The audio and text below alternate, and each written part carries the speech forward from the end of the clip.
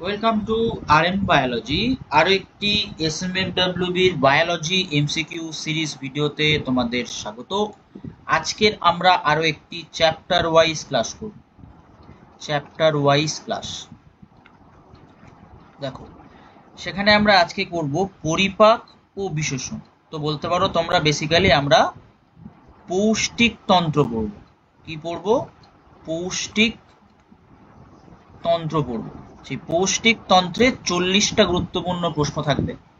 যারা চ্যানেলে নতুন, এসএমএফডব্লিউবি প্লেলিস্টটি অবশ্যই করে ভিজিট করো। 30+ ভিডিও কিন্তু ওখানে দেয়া আছে।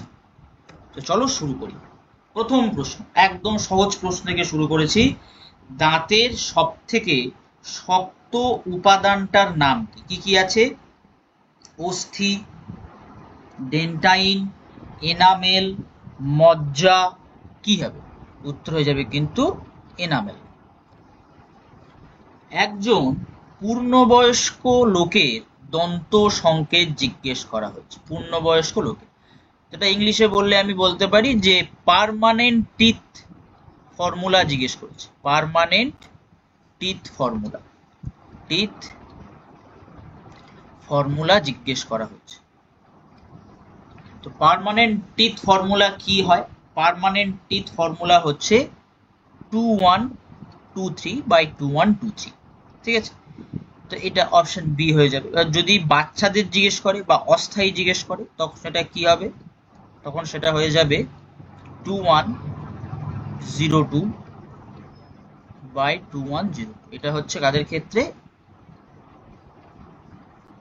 বাচ্চাদের, শিশুদের। শিশুই লিখি, এটা হচ্ছে শিশুদের। কোনটি লালা গ্রন্থি?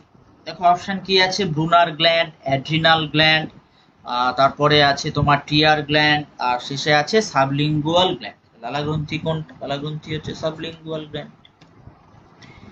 দাঁতের চূড়া ও দাঁতের মূল যে শক্ত পদার্থ দিয়ে আবৃত তার নাম কি? তার নাম হচ্ছে ডেন্টাইন। জীব মিষ্টি স্বাদ অনুভব করে কোন অংশ দিয়ে? তাহলে আমরা এটা উত্তর জানি সামনের অংশ দিয়ে। তাহলে মিষ্টি স্বাদের পরিবর্তে বাকি স্বাদ বা এইসব অংশের প্রশ্নও আসতে পারে। তো চলো আমরা একটু দেখে নিই। দেখো, এই যে একদম পিছনের দিকের অংশটা যেটা গ্রে কালার দেখতে পাচ্ছ, এই গ্রে কালার বিটারনেস বা তেতো স্বাদের জন্য দায়ী, বা তেতো স্বাদ ওখানে আমরা পাই। তারপরে যে পাশের পার্টটা, এই যে পাশের পার্টটা, এই পার্টিকুলার জায়গাটা, এই জায়গাটা কিসের জন্য? টক। এই যে মাঝখানের যে অংশটা তাটা, সেটা কিসের জন্য? নোনতা। আর সামনের যে পিঙ্ক পার্টটা কিসের জন্য? মিষ্টির জন্য। ঠিক আছে। লাইসোজাইম উৎসেচক থাকে।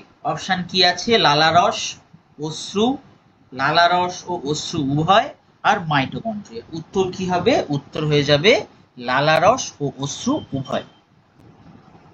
ক্ষুদ্রান্তে অবস্থিত পেয়ার্স প্যাচ হলো, ক্ষুদ্রান্তে যে পেয়ার্স প্যাচ থাকে তারা কিন্তু লসিকা কলা।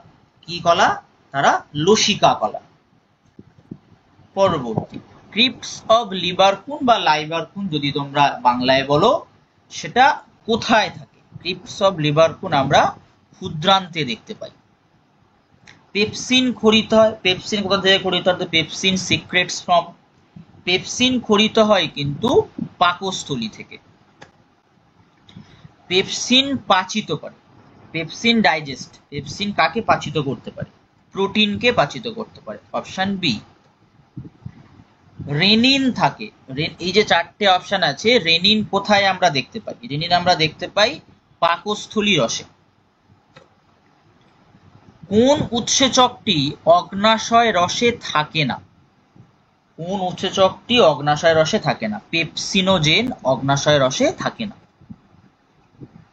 টায়ালিন উৎসেচক, যেটাকে আমরা টায়ালিনকে আমরা কি হিসাবে জানি? টায়ালিনকে আমরা জানি স্যালিভারি অ্যামাইলেজ। কি হিসাবে জানি? স্যালিভারি অ্যামাইলেজ হিসাবে জানি। এটাও কিন্তু প্রশ্ন আসতে পারে। এই প্রশ্নের উত্তরটা কি হয়ে যাবে? লালারস। পিত্ত উৎপন্ন হয়। পিত্ত কোথায় উৎপন্ন হয়? পিত্ত যকৃতে উৎপন্ন হয়। বিলিরুবিন আর বিলিভার্ডিন হলো পিত্তরঞ্জক।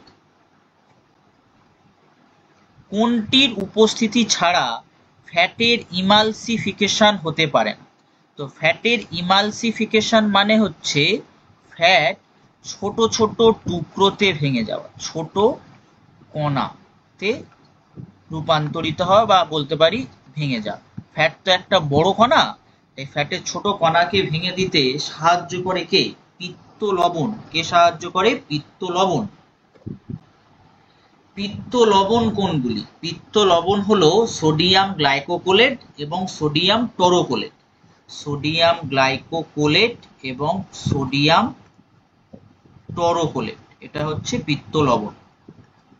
Option D. স্তন্যপায়ী প্রাণীদেহের শ্বেতসার পরিপাক শুরু হয় কোথায় থেকে?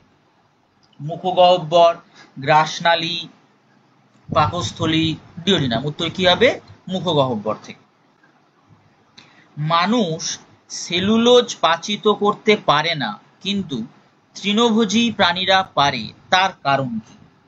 তার কারণ হচ্ছে যে তাদের পৌষ্টিক নালীতে যে অবস্থিত ব্যাকটেরিয়া, তারা সেলুলোজকে পাচিত করতে পারে, কিন্তু মানুষের যেটা থাকে সেটা পাচিত করতে পারে না। এইটা হবে উত্তর, অপশন সি। অ্যামাইলেজ উৎসেচকের বিক্রিয়ক হলো, মানে অ্যামাইলেজ সোজা কথায় কার উপর কাজ করতে পারে? অ্যামাইলেজ কিন্তু শ্বেতসারের উপর কাজ করতে পারে, শ্বেতসার। Option C.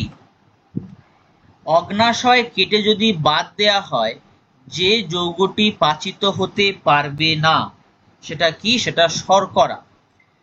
শর্করা পাচিত হতে পারবে না। শ্বেতসার পরিপাক শেষ হয় কোথায়? শ্বেতসার পরিপাক শেষ হয় ডিওডিনামে।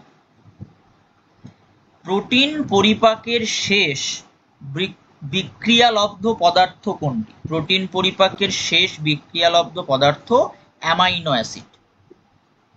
স্তন্যপায়ীদের দুগ্ধ প্রোটিন পরিপাকের উৎসেচক কোনটি? স্তন্যপায়ীদের, শিশুদের দুগ্ধ প্রোটিন পরিপাকের উৎসেচক হলো পেপসিন। Option D. ফ্যাট বিপাকের ফলে উৎপন্ন পদার্থ গ্লিসারল এবং ফ্যাটি অ্যাসিড। পরিপাককারী উৎসেচক উৎপন্ন করে না, এটা তোমরা আমাকে কমেন্ট করো। 26 নম্বর প্রশ্নের উত্তর তোমরা আমাকে কমেন্ট করো। ভিডিওটি অবশ্যই কিন্তু শেষ পর্যন্ত দেখো, আরো 24টা প্রশ্ন আছে। তো এখানে আমাকে অনেকে তোমরা মেল করেছিলে, একটা প্রশ্ন জিজ্ঞাসা করেছো, অনেকে যোগাযোগ করেছো। তো তোমাদের প্রশ্ন হচ্ছে যে 11 নাকি 12 কোন পোরশন থেকে বায়োলজিতে SMFWB তে বেশি প্রশ্ন আসে? দেখো, টোটাল বায়োলজিতে 50টা প্রশ্ন থাকে। সেই প্রশ্নটা যে 25 এরকম একদম ইকুয়াল ওয়েটেজে থাকে সেটা কোনোদিনই নয়। তবে একদম যে প্রচুর পরিবর্তন হয়, এখানে 30 এখানে 20 এরকমও হয় না। 11-এ যদি 23টা থাকে, সেখানে 12-এ 27টা হয়ে যাবে, বা এখানে 24 হলে এখানে 26 হবে। তুলনামূলকভাবে 12-এর পোরশনটা বেশি থাকে। কিন্তু এই যে পার্টিকুলার আমি চ্যাপ্টারটা করাচ্ছি, পৌষ্টিক তন্ত্র, এখান থেকে তুমি কম করেও 1টা থেকে 2টো প্রশ্ন SMFWB তে মাস্ট পাবে। তাই কিন্তু ভিডিওটি শেষ পর্যন্ত দেখো। ফ্যাটের অবদ্রব্য তৈরিতে সাহায্য করে। দেখো, অবদ্রব্য মানে হচ্ছে, আমরা এই ভিডিওতে কিছুক্ষণ আগেই করলাম যেটা ইমালসিফিকেশন। সেই ইমালসিফিকেশনকে বাংলায় বলতে পারি অবদ্রব্য। তাহলে এক্ষেত্রে উত্তর কি হয়ে যাবে? পিত্ত লবণ। 27-এর উত্তর হয়ে যাবে সি। পরবর্তী প্রশ্ন, ব্রুনার গ্রন্থি কোথায় পাওয়া যায়? ব্রুনার গ্রন্থি আমরা ডিওডিনামে পাই। প্রতিদিন যে পরিমাণ লালা রস ক্ষরিত হয়, এটাও আমাকে কমেন্ট করো। 29-এর প্রশ্ন, এটা আমাকে তোমরা কমেন্ট করো। তারপর, প্রোটিওলাইটিক উৎসেচক যে সাবস্ট্রেটের উপর কাজ করে। প্রোটিওলাইটিক, প্রোটিনের উপর কাজ করে। এই প্রোটিও মানে হচ্ছে প্রোটিন, আর লাইটিক মানে হচ্ছে ভেঙে দেওয়া।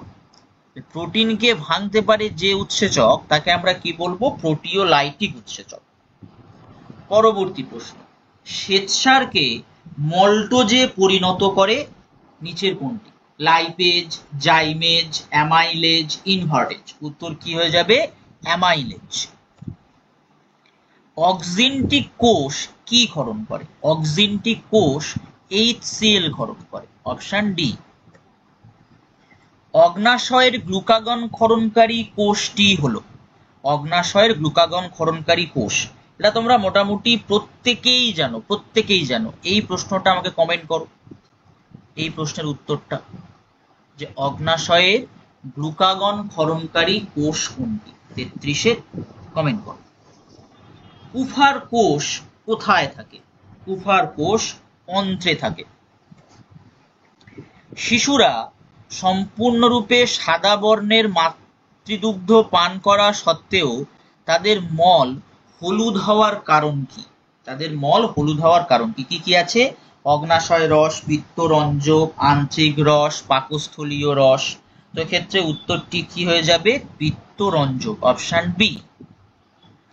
কোনো এনজাইম থাকে না যে পরিপাক রসে, সেটি হলো পিত্তরস, আন্ত্রিক রস, অগ্নাশয় রস না লালা রস। এক্ষেত্রে উত্তরটি কি হয়ে যাবে? উত্তরটি হয়ে যাবে পিত্তরস। যে হরমোনটি অগ্নাশয় রস নিঃসরণে সাহায্য করে তার নাম কি? এই উত্তরটাও আমাকে কমেন্ট করো। 37-এর এই উত্তরটাও আমাকে কমেন্ট করো। পরবর্তী প্রশ্ন, অগ্নাশয় থেকে বাইকার্বনেট নিঃসরণকারী হরমোন নিচের কোনটি? অ্যাঞ্জিওস্টেনসিন আর এপিনেফ্রিন। Option C. পাকতন্ত্রীয় হরমোন কোনটি? পাকতন্ত্রীয় হরমোন হলো এন্টারোগ্যাস্ট্রিন। এটা গ্যাস্ট্রিন হবে, গ্যাস্ট্রিন, গ্যাস্ট্রোন নয়, গ্যাস্ট্রিন। আজকের লাস্ট প্রশ্ন, ট্রিপসিনোজেনের সক্রিয়করণের জন্য নিচের কোনটির প্রয়োজন? কাইমোট্রিপসিনের প্রয়োজন। তো আজকের ভিডিওটি এই পর্যন্ত। যারা চ্যানেলে নতুন, চ্যানেলটি অবশ্যই করে সাবস্ক্রাইব করে নাও এরকম ভিডিও আর যে কদিন তোমাদের পরীক্ষার বাকি আছে প্রতিদিন পাওয়ার জন্য। ভিডিওটি ভালো লাগলে লাইক করো, বন্ধু বান্ধবের সঙ্গে শেয়ার করো এবং কমেন্ট করো যে প্রশ্নের আমি কমেন্টগুলো করতে বললাম।